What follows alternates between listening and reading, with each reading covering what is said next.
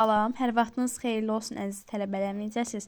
Bugün sizlərlə qədim Roma haqqında qısa izah eləyəcəyik. Uşaqlar, İtaliya əsasən gördüyünüz bu ayaqqabı deyək də, daha çox bota oxşayır. Bax, İtaliya bu hissədə yerləşir. Deməli, İtaliya Balkan yarımadasının, yəni qərbdə. Qərb haradır uşaqlar? Yuxarı nə idi? Şimal, aşağı cənub, qərb və şərq. Nis Appeninin qərbi deyirsə haradır? Yəni bu hissədə yerləşir və Romanı adlandırırlar nə? Buzovlar ölkəsi. Uşaqlar, Romanın tarixini biz 3 yerə bölürük. Padşahlıq dövrü, respublika dövrü və imperiya dövrü.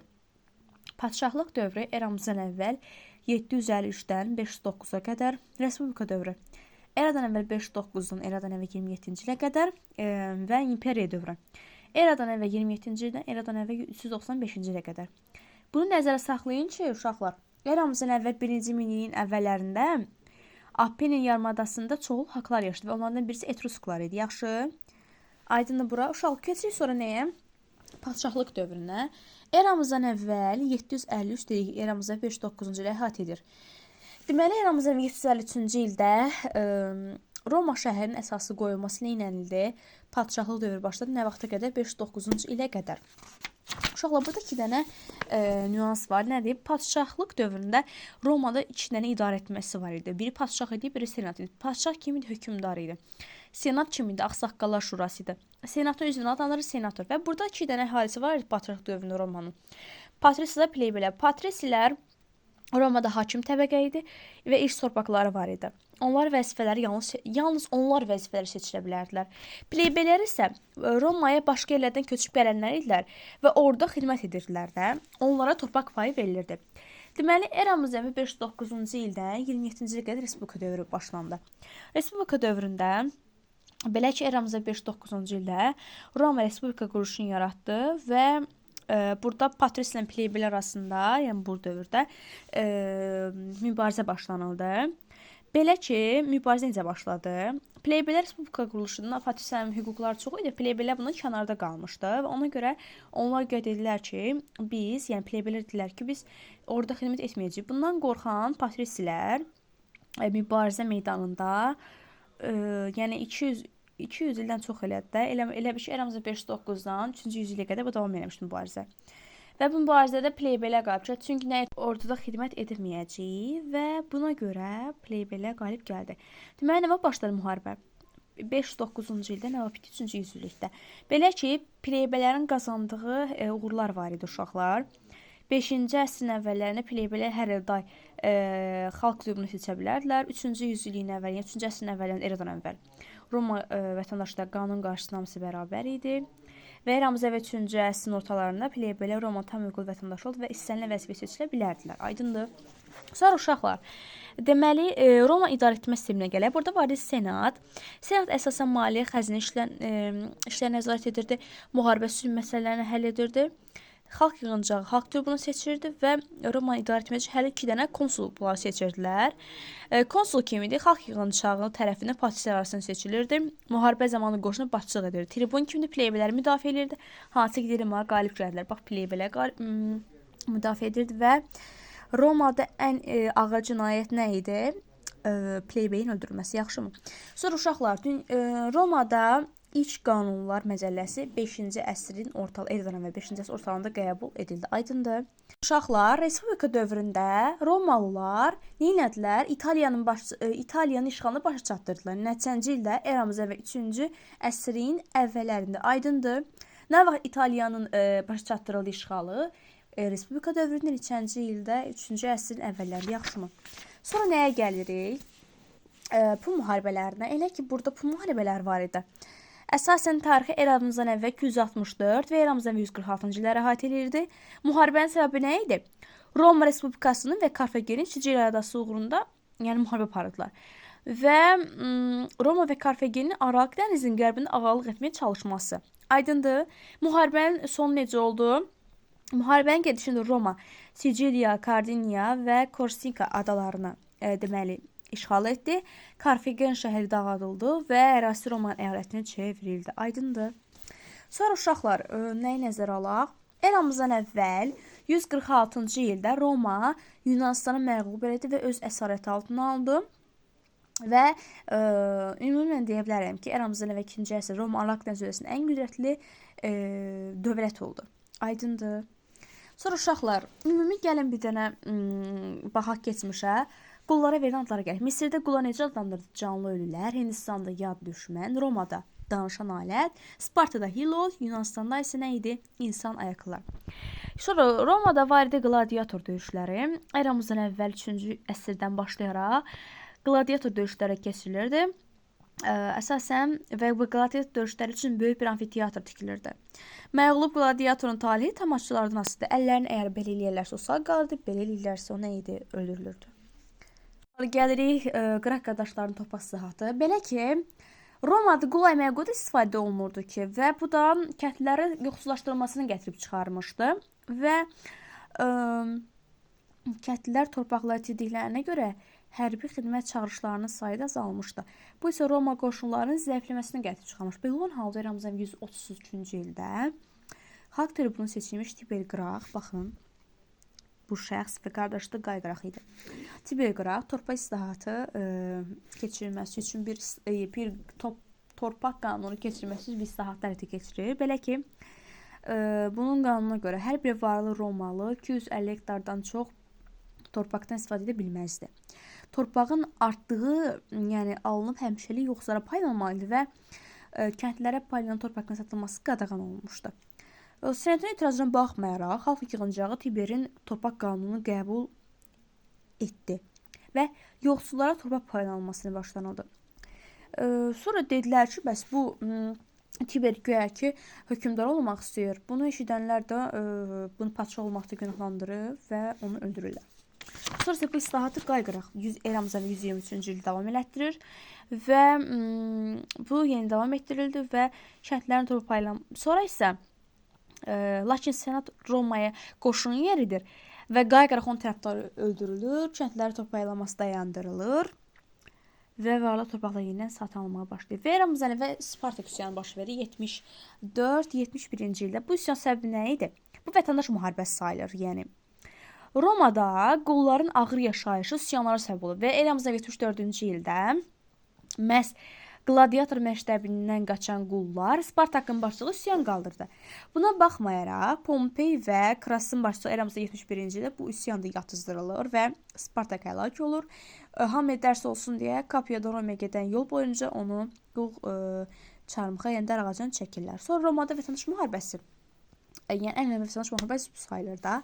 Romada vətəndaş müharibəsi eramızdan 49-30-cu illəri əhatə eləyir və eramızdan 21-ci əsrində bu müharibənin başlama səbəbi o idi ki, sərkərdələr arasında idi. Yəni bir nəfər istəyirdi ki, bütün Romanı idarə eləsin. Deməli, Spartak üsyanı yatırılandan sonra Kras Pompey hakimiyyət uğrunda mübarizə apardı. Bu mübarizəyə qoşulan Yuli Sezar, baxın bu idi. Yuli Sezar konsul özünü konsul seçir və belə ki, Sezar bütün qayrı tabe eləyir. Sonra elə olur ki, Romaya hücum eləyir bu. Və Sezarın əsas rəqibi isə Pompey idi. Və Sezar bütün Romanı, yəni İtaliyanı tutdu. Və daha sonra Sezar ümumi diktator elan olunur. Və Sezara hökmdar kimi ehtiram göstərilməsini biz onun heykəllərin qoyulmasında, metal pullar üzərində onun rəsmin qoyulmasını görə bilərik. Lakin Sezar eramızdan 44-cü ildə sui-qəsd nəticəsində öldürüldü. Hətta bu sui-qəsdin təşkil edilməsində onun ən yaxın dostu Brut, yəni ona xəyanət edir. Və hətta Sezar ölən zaman elə bilir ki, o xəncər vasitəsilə, amma daha bilmədi ki, o dostunu xəncəri ilə öldü. Aydındır. Sezar öldükdən sonra artıq Romada Sezarın varisi Oktavian ilə köməkçisi Antonik və birləşdə Roma hakimiyyətini ələ alınır, respublikaçıları məğlub edir. Və Roma dövləti idarəsini öz aralarında bölüşdürür. Razıya görə Oktavian qərbi idarə etməli idi və şərqi isə Antoni idarə etməli. Hətta Antoni İskəndəriyyə şəhərində yaşayırdı da. Və o Misir hökmdarı Kleopatra ilə evlənmişdi. Aydındır, bu da bir qəribə bir şeydir. Neysə. Lakin Oktavianla Antoni arasında rəqabət tab gətirmirlər və eramızda 31-ci ildə Aksburgun yaxın döyüşdə Oktavian qalib gəlir və Roma idarə. Belə Oktavian hakimiyyətə gəlməsi ilə imperiya dövrü başlayır. Hansı ki, imperiya nə vaxt idi? Eramızda 27-395-ci ildə. Deməli, Oktavian Avqustun hakimiyyət dövrü çiçəklənmədi əsasən və daha sonra nə deyə bilərəm sizə? Aha. Deməli, birinci, ikinci yüzilliklərdə hakimiyyətə Mark Trayan gəlir. Belə ki, onun dövrü Dunay çayı sahillərindəki qələbələri şöhrət qazanmışdı. Deməli, burada biz bunlara baxmırıq. Gəlirik nəyə? Romada tənəzzül dövrünə baxaq. Deməli, biz bilirik ki, Romalılar su dərmanlarından istifadə etdilər. Gavahanlı kötan və biçin aidləri ixtira etmişdilər. Sonra onlar betonu ixtira eləmişdilər. İkinci və üçüncü yüzilliklərdə Romada quldarlıq qaydaları mövcud olması texnikanın inkişafına gedir və kənd təsərrüfatının tənəzzülünə səbəb olurdu. Deməli, uşaqlar, burada eramızda 2-ci artıq əsrdən etibarən qulların öldürülməsi qadağan olundu. Və 3-cü əsrdə isə Romada artıq eradan əvvəl gördüyümüz kimi bitib də. Fikir verirsiniz, artıq mən eradan əvvəl kəlməsi işlətmirəm. Və 3-cü əsrdə isə Romada daxili iqtisadiyyatlar və xarici cümlə iqtisadiyyatı mənfi təsir göstərdi. Burada var daxmalı qullar, var da kolonlar. Daxmalı qullar kim idi? Azad deyildilər, asılı qullar idi. Daxma tikə və ailə qura bilərdilər, kiçik torpaq sahələri var idi. Kolonlar kim idi? Azad və icarədə kəndlər idi. Qullara nisbətən daha yaxşı işlərdilər, yaxşımı? Sonra uşaqlar, burada İmperator Konstantin hakimiyyətinə baxaq. 313-cü ildə o xristianlara açıq ibadət etməyə, məbəd etməyə icazə verdi və 330-cu ildə isə paytaxtı qədim Vizantiya şəhərinə köçürdü, yəni Konstantinopola, aydındır. Sonra uşaqlar, Romaya barbarların hücum baş verir eramızdan 395-ci ildə. Yəni eramızdan 4-cü əsrin ikinci yarısını deyək. Əvvəl Hunların məğlubiyyəti bu German tayfaları Romaya daxil olan 395-ci ildə Roma imperiyası rəsmi olaraq iki hissəyə parçalandı. Paytaxtı Roma olan Qərbi Roma, paytaxtı Konstantinopol olan Şərqi Roma. Aydındır. Sonra uşaqlar gəlib nəyə? Artıq bitirir demək olar. Deməli, burada qədim Roma eramızdan əvvəl 395, 476-cı illər əhatə edir. Şərqi Roma Bizans imperiyası adlanır. O 395-1453-cü illəri əhatə edir. Sonra Qərbi Roma imperiyası süqutuna da gələk. Qərbi Roma imperiyası əsasən belə deyək də, burada vandallar var idi. 455-ci ildə vandallar Şimali Afrikadan Roma şəhərinə yürüş edir və Roma şəhərini turqayət edirlər. Buradakı ömürlər Roma öldürülür və qul edilir. Və 476-cı ildə Germanlar Vanda tayfalarından başçısı imperator taxtdan salır və Qərbi Roma imperiyası süqut eləyir və Qərbi Roma imperiyası süqut etməsilə Qərbi Avropada quldarlıq quruluşu dağılıb feodalizmə keçirildi. Avropada qədim dövr baş çatdı və orta əsr dövrləri başlanıldı. Sonra mədəniyyətə gələk. Qədim Romada əsasında dediyimiz kimi uşaqlar eramızda 1-ci əsr və bizim eramızın 1-ci əsrin başlanğıcı Roma poeziyasının qızı dövrü adlandırılır. Burada Böyük Plini titli vergilər vardı ki, Böyük Plini təbii tarix əsərinin müəllifi titli və Romanın ən məşhur tarixçilərindən biri idi. Və vergili isə Oktavianın sifarişi ilə Enedia əsərini yazmışdı. Sonra Romalılar əsasən eramızda 753-cü ildən etibarən Yuli Sezarın tapşırığı ilə İskəndəriyyə astronomları təqvim tərtib etmişlər və onların öz təqvimləri var idi. Romalıların yazılı latin əlifbasından istifadə edilir. Bundan əlavə İtalyan, fransız, Rum dilləri üçün Latın dili, yəni bu dillər üçün əsas olmuşdur. Daha sonra uşaqlar burada nə var idi? Dinə gələndə bunlar isə çox tanrılı idilər əvvəl, amma sonra dedik ki, 1-ci əsrdə xristianlıq dini meydana gəldi və xristian təhdidlərdən biri idi və onun peyğəmbəri kimi İsa peyğəmbər.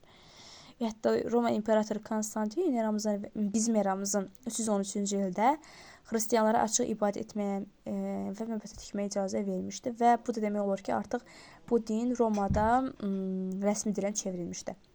Aydındır. Və qədim dövrlərdə ölkələrdə başlanılan bunlar idi uşaqlar. Amon, Misirdə, Şumerdə, Hindistanda Brahma, Yunanıstanda Zevs, Roması Yupiter idi. Yəni xristian dinindən əvvəl yaxşı Romada bu idi. Sonra uşaqlar bu memarlıq abidələri Roma dedi, Kolosseum, amfiteatrı, Panteon məbədi, Zəfər dağı, sirk meydanı və Trayan sütunu. Bu imtahana düşə bilər, bunu əzbərləyirsiniz. Bu qədər. İstəsəz bu da hökmdarların hakimiyyət dövründə baş vermiş hadisələrdir. Bu arada əzbərləyə bilərsiniz. Bu qədər uşaqlar.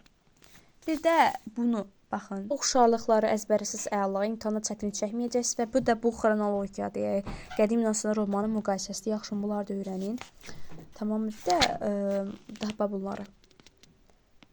Yəni bunları mütləq öyrənin, yaxşımı? Bunları sizə sual cavab edəcəm. Bir də xronologiya yazmaq istəyir, xronologiya yaza bilər. Buyurun. Sağ olun.